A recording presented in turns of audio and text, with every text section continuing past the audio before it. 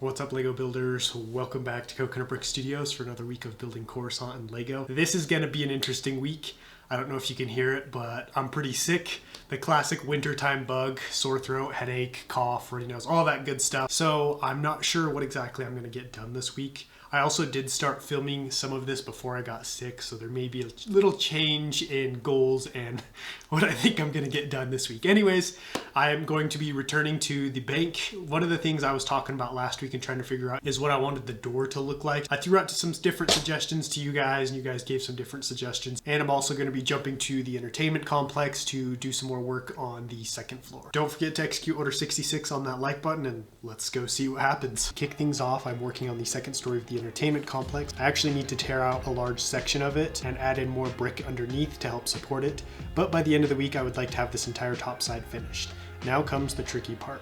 I knew I was going to need a lot of light bluish gray brick for this, but I still don't think I have enough, so I'm just going to build up the wall until I run out. I also need to add in some headlight bricks for the pictures. It's crazy how much just a wall of brick will change the look of something, as you will see when I reattach this to the rest of the entertainment section. I decided, since I had this whole floor on the ground, to finish all of it, so I'm going to put down the dark bluish gray tile to contrast with the wall and railings. One thing I really used to struggle with when building with these two colors is which one to use as the base color and which one is the highlight, and I have found typically light bluish gray looks better as a base color with dark bluish gray as the highlights.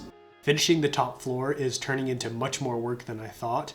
I realized I also need to tile the outside of the wall before I can reattach the top floor, because right now there's a huge hole behind the wall where I can put my hand to support everything while I put on the plate and tile. So once again, I find myself breaking my back, leaning way out over the mock to tile off a wall. This is making me not look forward to having to build the battle damage and detailing on the main road in the middle, because I'm going to have to lean out over the mock even further. What I need to do is get a small crane and harness to hoist myself up over the mock so I can work suspended in the air. But could you imagine if the harness broke and I fell onto the mock? Back on that Coruscant grind. Here is that section of walkway I was working on. It looks mighty fine. I basically had to strip the whole thing and start over. I tried to work around what I had already built, like the railings and tile and stuff, but it just wasn't working. But it looks much better now that it's completed in the proper colors. I am running into a problem here. I was able to space all of the painting sections by 4 studs, which matches what I did over here. The issue is over here where I matched everything by 2 studs. So now I can either rip up this and that and match everything to that, or rip up that so it matches that, or just have them not match. I honestly think I might just try and get away with having them not match, because I don't really think it's that big of a deal if there's, less paintings over here than there are right there. I also got some of the support pillars put in the back. I want to get some more put in right here, and I actually think I'm going to hurry and try to build this next shop before putting this back in. I wanted to get this taken out and put back in as quick as possible, but I don't really know why. There's no point, especially because it's going to make working over here so much easier. So I think I might just keep this off for the rest of the update, or, just depends on when I can get this stuff in. I also got a crosswalk put into this side road on last Saturday's live stream.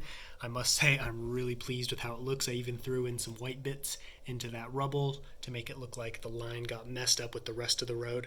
It's not in its final form, but I'm very happy with the direction it's going.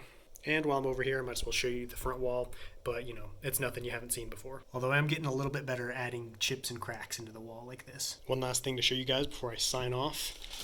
I got myself a little haul from Lego. Very rarely do I buy from the Pick a Brick wall, but one of my good buddies, Reg, pointed out that they had some tile that was significantly cheaper on Pick a Brick than Bricklink, and I checked it out, and sure enough, especially stuff like this is like 50 cents, 75 cents, sometimes even $1 on Pick a Brick or on Bricklink. I got these for 25 cents each, brand new. I got a bunch of pieces in here, random small parts, but this is just barely scratching the surface of what I ordered. I got like 200 2x4 tiles, a bunch of these 6x6 tiles, all kinds of tiles. So if you're in the market for a bunch of tile for fairly cheap, I would recommend going that route. The only problem is you do have to wait for a long time for the parts to ship, unless they're marked as bestseller, which this stuff was, and then they ship from the place in Illinois. But that's everything I have to show you guys. Now it's time to head back over to the bank. To warm up, I'm starting with the teller stations on the other side of the bank. Since I already know the design and size, putting them in will be super easy. I still haven't decided what I will put on the inside. I would imagine that most or all of the bank tellers would have fled, so I'm thinking about just having some empty desks and chairs and maybe a money cart or 2.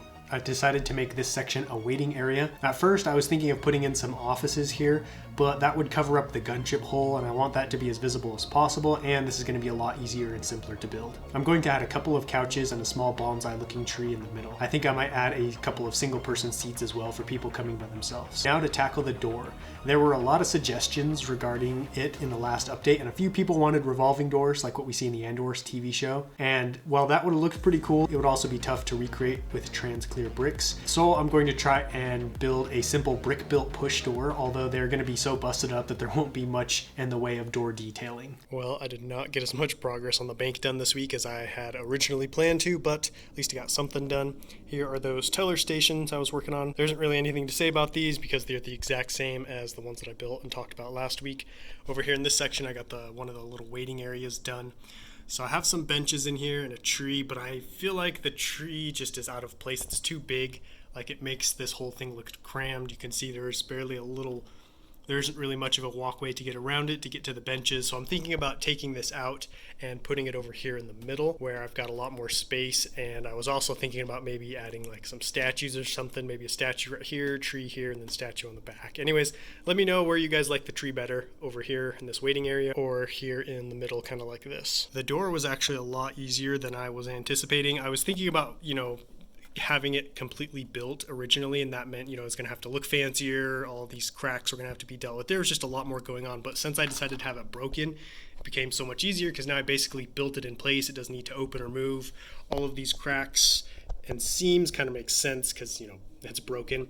What my vision is for this is basically during the battle, some bounty hunters or someone came in, blasted their way through the door and came in and robbed the bank. So I'm going to have shards of glass everywhere right here, and that's kind of why you have this circular hole for people to get in and out of. You can see it's just big enough for someone to kind of, hop through or whatever. I think it'll probably look better once the wall's in. I'll build the wall around like this and basically frame it in. I think the door looks better from looking in from the outside just because this front wall is all finished, and so it looks more like an actual door or some kind of wall that was smashed. To finish things out, I am tiling off the floor in the entertainment complex so I can see what this area will look like when it's finished. I am also now a quarter of the way to 100 updates with this one, but considering how I'm about halfway finished with the mock, I will probably be done long before I hit that number. And speaking of progress, I'm thinking I might actually start the next section of the mock sooner than I anticipated, just because I'm not sure how I'm going to transition the section that's holding the Senate building to the section that has the